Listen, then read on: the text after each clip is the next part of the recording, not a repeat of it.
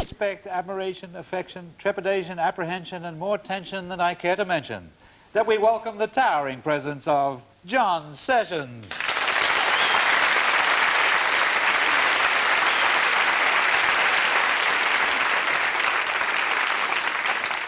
John, what about Crime Time? It does seem anyone can get on a talk show. Well, Ian Botham got on it. I couldn't get over the fact that that was Ian Botham, wasn't it? The first guy. With the guy with the black specs. But it really actually annoys me, this whole idea. I mean, America has always had this inability to tell the real world from fantasy. And it's also the thing with American acting. It's very difficult to tell if it's good acting or bad acting, because most Americans behave as if they're acting badly and someone's written them a bad script. Let's stay on these mafia guys, because it is pretty surprising they can actually come on and do the part. They not only look the part, they can actually do the words. Well, they've got all this, they think, you want to see a hood, so I'll give you a hood. That guy probably dresses like Armani, sits at home listening to Mozart, but he's been told to come in, you know, be a hood, say, please get open shirt, you know, and he phoned up Ian Botham. Ian, I got a problem with my hair, what else you do with it? Pull me back a bit, you know. What do you make of the host, the guy? Well, Jim Bohannon is clearly Prince Michael of Kent. And, you know, because they're all looking for jobs. Like Edward's working for Andrew Lloyd Webber and stuff, you know, and that was his job. Mike, you've got to go to New York, or got to go to Los Angeles and interview hoods. Oh, all right. So off he went. And they put on the George V beard, but they've all got the George V beards, haven't they? Yeah. Who was the other guy? There's somebody else with the George V beard. Or maybe they're the Romanovs. Maybe there's the ones that didn't go in the basement. You know? No, the other guy with the George V beard... The other guy with George V beard was the one who sat there during the mother and daughter thing and didn't say anything, and then at the end got congratulated by the hostess. But it is that totally over-the-top thing. Everybody was talking, and the most idiotic things were being said. But there's no irony. Like, I stayed in the Beverly Hills... Mr. California. I stayed in the Beverly Hills Hotel a wee while ago. And one of these rich old people, they're so rich, they've got 85 trillion. If they were in any other country and had no money, they'd be locked up. But because they live in California and loaded, they're allowed to go around hotels talking rubbish all the time. And this old woman was saying, my dog is suffering trauma from your traffic. It is having a breakdown.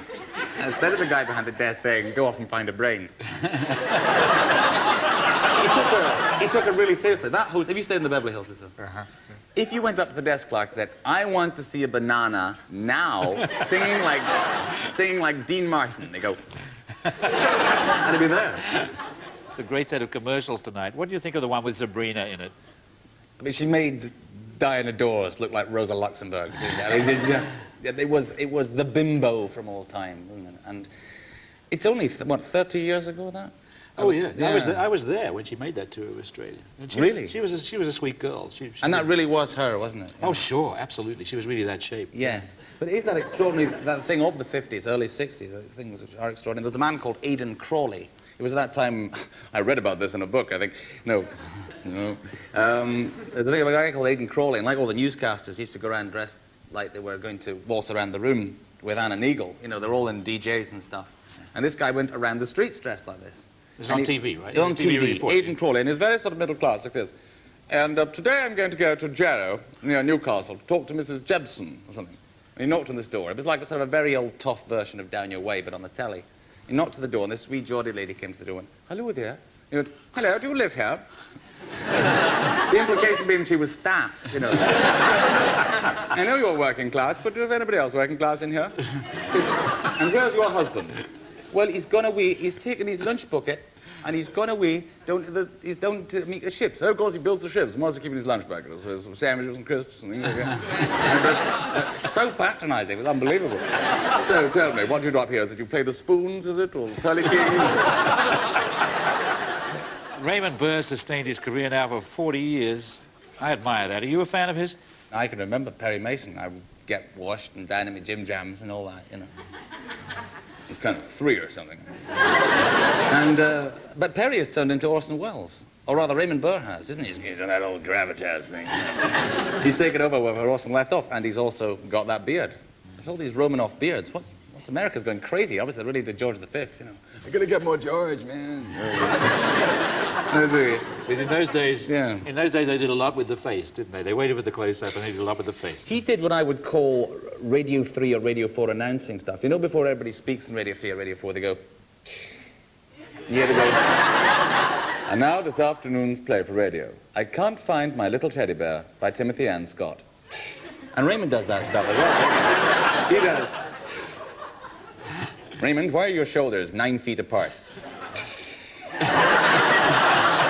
But it's, he's quite an old sweetheart, wasn't he? A bit of a twinkle in the eye, though. So he's a bright guy. Yeah. And he goes back to the Marx Brothers. He was in a film with Marilyn Monroe when she was starting off. And Yeah. And he knows, he was great in Rear Window. He's had a terrific career. Was he? They go on Yeah. and on, don't they, these guys? But apart from... and Perry still has this enduring appeal. And there was a great age of television, like Star Trek is still going. Yes, when you stayed in. And of course, Star Trek's almost one of the last mega cult things. In fact, you could do, when I was teaching at a university in Canada, before I trod the boards, there was a university near us, Toronto, where you could do courses in Star Trek. But, as you know, it's very difficult to talk about Star Trek, because he's written about Star Trek so often and stuff, you know, and it's very difficult not to tread in your patch, but it is the collection of the worst acting in the history of the world, isn't it? But they must really get off in it, because it is a house style, you know, it's like Steven Berkoff has his style and whatever, but it's the house style, right? Everybody act badly, and they do it great, you know, they've got the worst set, worst costumes, worst lines, worst acting. But a great time. But I liked them. I know you did, I know. I liked it too. Yeah, but I thought they were good.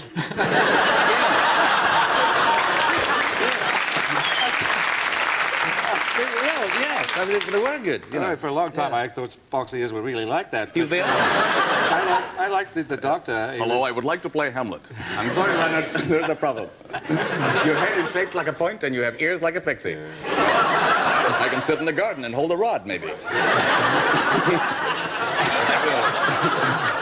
Put one of those plastic flamingos next to me with the wire legs. I used to like the way they always did too much with their acting, because I like a lot of actors of what shall we say, the second rank. They can never really believe they've made it, so they go on auditioning. Well, it's sort of American kabuki acting, isn't it? It's just about 2 levels below. You know, it is that. You know. Jim. You know Jim is the descendant.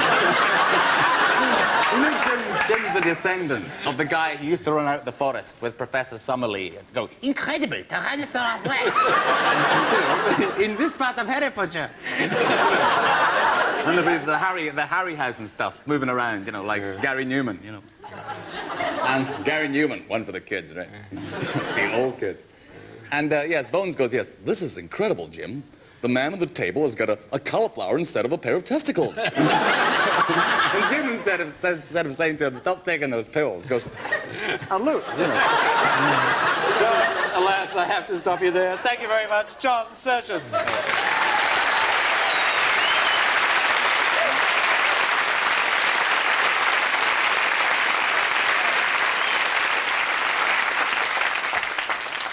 We have to stop there because